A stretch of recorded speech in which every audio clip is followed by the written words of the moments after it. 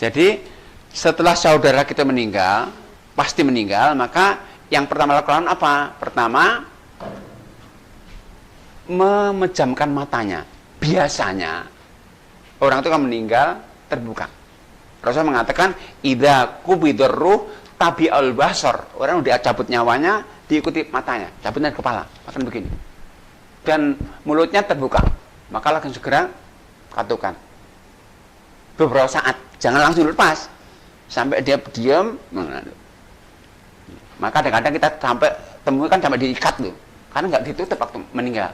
Terbuka itu akan diikat itu. Ya, terlambat. Langsung jadi langsung diikat. Nah, setelah itu langsung ditutup. Tutup seluruh gini, tutup gini.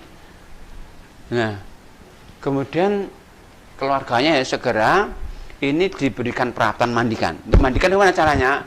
Tentunya harus melepas pakaiannya semuanya.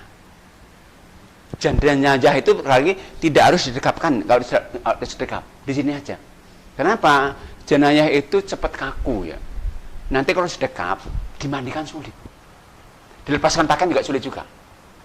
Dan nggak ada sunnahnya sedekap, nggak ada. Sunnah sedekap orang sholat saja sunnah sedekap itu. Jenazah nggak ada. Bahkan jenazah itu kalau sedekapkan nanti kebutuhan kafan lebih lebar. Kan begini kan lebih lebar nanti. Kalau gini enggak. Begini aja. Menutup ini kemudian kita angkat atau kita lepas di kamarnya atau kita angkat dilepas pakainya di tempat ruang begini. Perhatiannya. Tertutup kalau bisa ini ya. Nah, melepas pakaiannya itu kalau masih lemas dilepas biasa agar pakaiannya bisa dimanfaatkan hidup. Dengan cara bagaimana? Ini satu orang Ustadz megang ini satu di atas ini, nah, ini pegang ini, yang Ustadz pegang gini. Nah, satu melepas pakaiannya ya. Jadi yang melihat nanti hanya yang melepas saja, yang enggak. Jadi lepas pakaiannya, sama lepas semuanya. Ini kalau masih lemas. Tapi kalau sudah kaku, pakai gunting. Gunting gini, gunting sampai gini. Celana pakai sampai pegang, tinggal lepas. Lepas semuanya, baru kemudian diangkat ke tempat di mana kita mandikan. Tetap ini pak, tutupnya ini. Nah, tutupnya kalau bisa seperti ini, yang tebal seperti handuk ini, dan dua. Cuman yang satu jangan tutupkan, satu ditahan nanti untuk pengganti nanti. Nah setelah itu ini langsung dimandikan. Kalau bisa, kalau ini mejanya kan udah bagus ini kan ada ininya kan. Nah, jangan kalau bisa sebisa mungkin jangan langsung ditaruh di atas papan meja. Kenapa? Kalau nggak begini nanti kotorannya kemana-mana. Kalau ini kotorannya bisa turun ke sini, langsung turun ke sini. Ini meja ini banyak dijual nih, udah banyak jual nih, paling bagus ini, gini jual. Nah kemudian setelah itu dimandikan. Dimandikan itu mungkin yang prosesnya 3. Satu mengambil air. Nah airnya siapkan. Air itu yang bisa, yang sunnahnya tercampur dengan daun bidara. Pakai gentong ini, ambil daun bidara ditumbuk, dicampurkan. Itu kemudian satu ember kecil begini, air yang tercampur dengan kapur barus. Kecil saja. Jadi yang besar ini dengan daun bidara, ini. Nah sunnahnya nanti untuk memandikan itu ganjil. 1, 3, 5, 7 atau lebih itu usaha ganjil. Karena Rasul pernah sama itu iksilniha bima in wasidrin talatan au khamsan au saban aktar mendalik. Kata Rasul, mandikan putriku dengan 3 gayung, 5 gayung atau lebih kalau itu membutuhkan dengan jumlah ganjil. Nah, yang itu kan ini sudah terlepas ya bajunya ya. Maka 2 orang tetap megangin, 2 orang megangin. Sini satu ada, ini satu belakang. Ini Ustadz pegang ini, nah satu situ. Nah gitu. Nah 2 orang proses memandikan. Jadi yang melihat badan jenayah yang mandikan saja. Ini nggak melihat yang megang ini. Yang satu siap untuk menyiapkan sabunnya, airnya, yang dibutuhkan. Dan sebisa mungkin pakai media. Medianya apa? Pakai masker, sarung tangan. Ada semuanya di sini ada sarung tangan. Untuk apa? Ini ada 2 manfaatnya.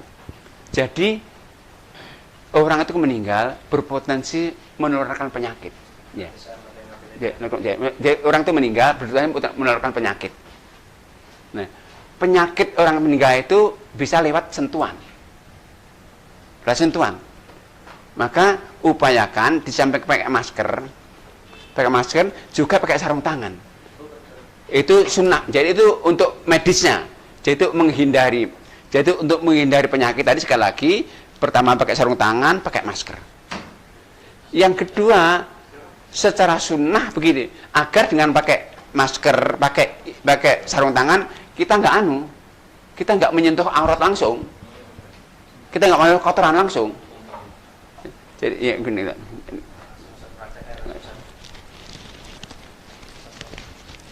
Ini. Jadi gini, ini untuk menghindari bau yang nggak enak, segala macam penyakit. Nah sama, nah kalau bisa bahkan pakai kacamata yang semua yang terlibat di sini. Oh iya, ini potensi penyakitnya banyak. Kita nggak tahu loh, apakah itu penyakit enggak lah. Tapi kita kan husnudon, tapi cuman kita jaga-jaga waspada.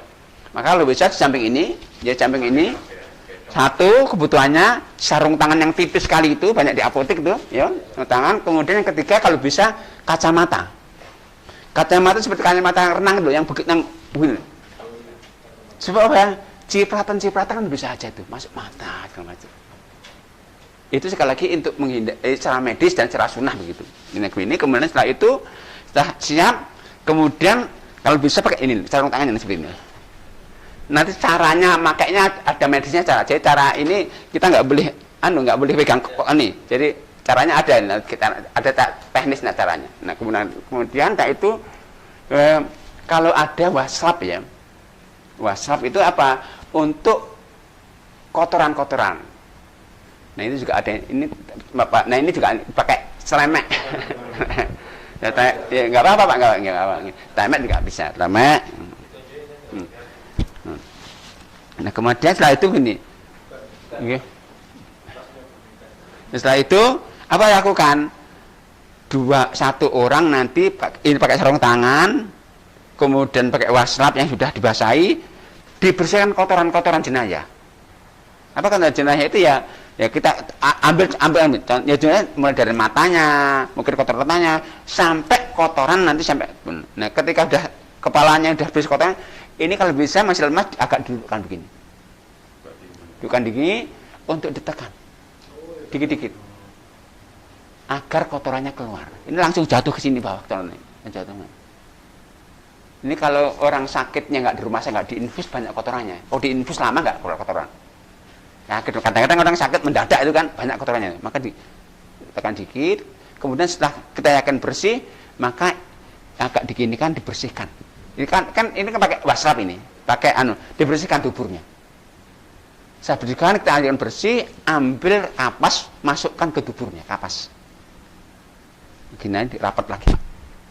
Kenapa? Ini nggak bersih sekali, masih ada kotorannya. Sehingga kalau nggak ditutup gini nanti gerak gini keluar lagi nanti, keluar lagi dia.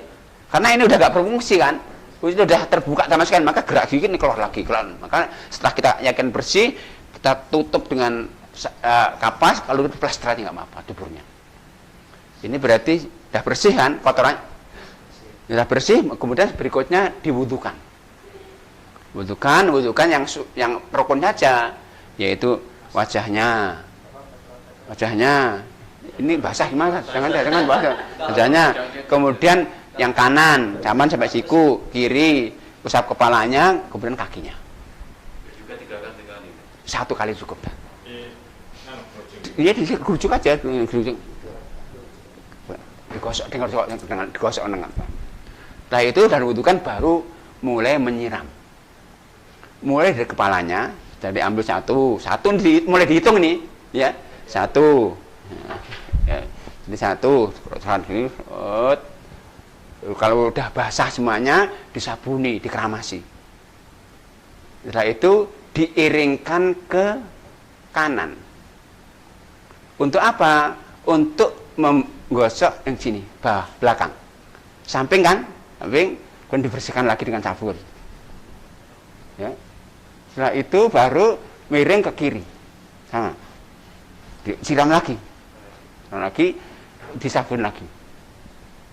Sabun lagi, setelah itu udah berarti kan ini udah tersabuni semua ya. Baru kemudian dibilasi sabun-sabunnya. Dihitung lagi tadi berapa tadi, kalau tadi 5, 6, 7 sampai bersih semuanya. Jadi udah sabunnya hilang semua, bersih. Ini tadi tertutup loh ya.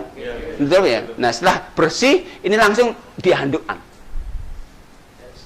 Dihandukkan nih. Kain enggak, kain yang tadi kan belum basah ini kan diangkat gini kan. Dihandukkan kan. Ini kan kain handuk ini. Handukkan, kalau bersih dihandukkan, dibasahkan, ambil handuk yang kedua.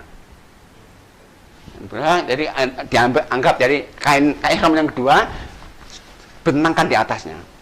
Ini dianggap kain ihram, bentangkan di atasnya. Nah, kemudian yang basah diambil. Ini basah kan, diambil. Basah, diambil. Ini udah basah, ini diambil. Nah, berarti ini sudah bersih dengan penutup kering. Ya, sudah selesai kan. Tinggal bawa ke tempat di mana ada tim yang menyiapkan kafan.